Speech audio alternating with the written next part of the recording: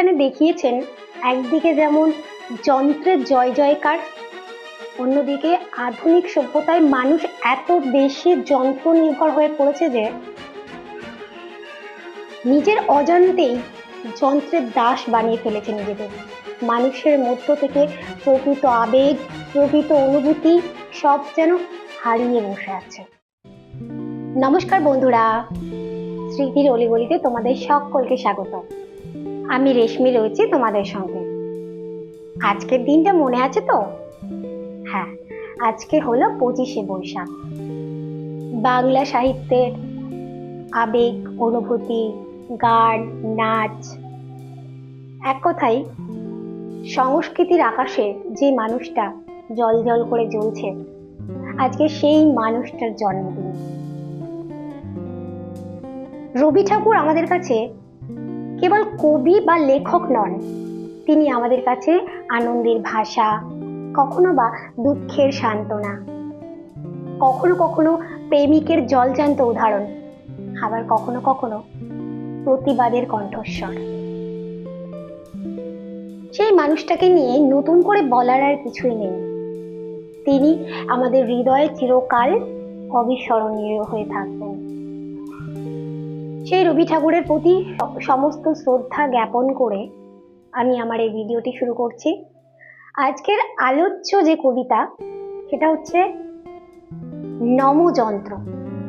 অর্থাৎ কবি এখানে দেখিয়েছেন একদিকে যেমন যন্ত্রের জয় জয়কার, অন্যদিকে আধুনিক সভ্যতায় মানুষ এত বেশি যন্ত্র নির্ভর হয়ে পড়েছে যে নিজের অজান্তেই যন্ত্রের দাস বানিয়ে ফেলেছে নিজেদের।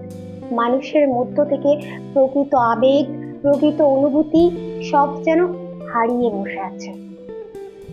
এই কবিতায় তিনি যেমন যন্ত্রকে নমস্কার করেছেন, তেমন এক প্রকার ব্যঙ্গও করেছেন।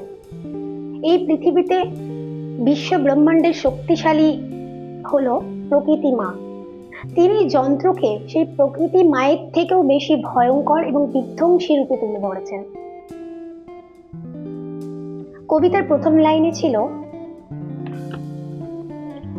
নমঃ যন্ত্র, নমঃ যন্ত্র, নমঃ যন্ত্র। অর্থাৎ কবি যন্ত্রকে নমস্কার জানিয়েছেন, এক কথায় স্যালুট জানিয়েছেন, প্রণাম জানিয়েছেন। এর পরের লাইনে ছিল তুমি চক্র মুখর মন্দ্রিত, তুমি বজ্র বন্যী বন্দিত।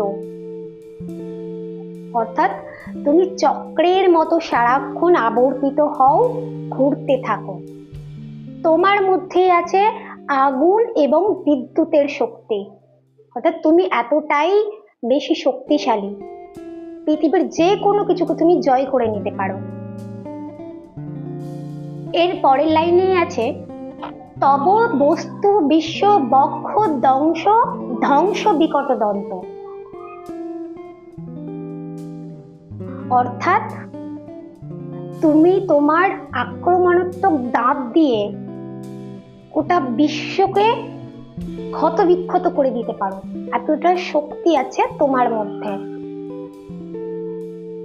এরপরে ছিল তব দীপ্ত অগ্নি শত শতগ্নি বিঘ্ন বিজয় পন্থ।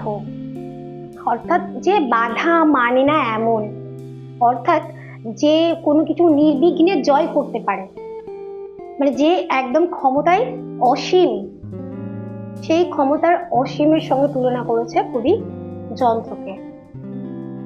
এরপরে বলেছে তব লোহ গলন শৈল দলন অচল চলন মন্ত্র।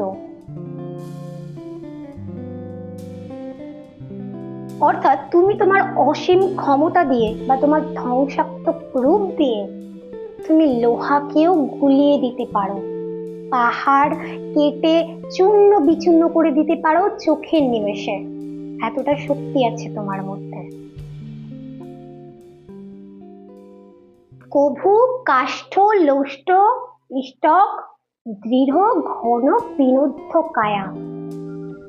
অর্থাৎ কখনো কখনো তুমি কাঠের মতো স্থির, আবার কখনো কখনো ইটের মতো শক্ত।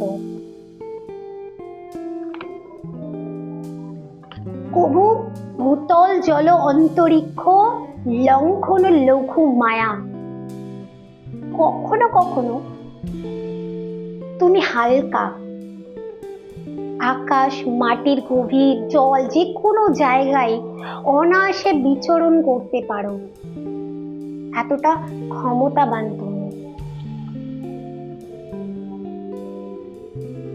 তব খনি খনিত্র নখ বিদীর্ণ ক্ষিতি বিকীর্ণ অন্ত্র।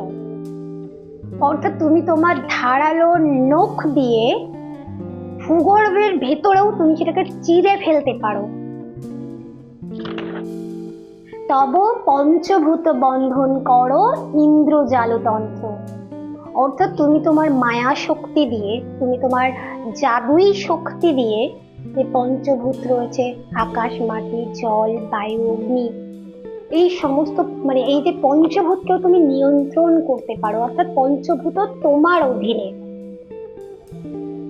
কবি যেমন একদিকে যন্ত্রের জয়গান করেছেন, অন্যদিকে কিন্তু গভীর ব্যঙ্গও করেছেন যে কিভাবে আমরা যান্ত্রিকতার মিশেলে হারিয়ে যাচ্ছি।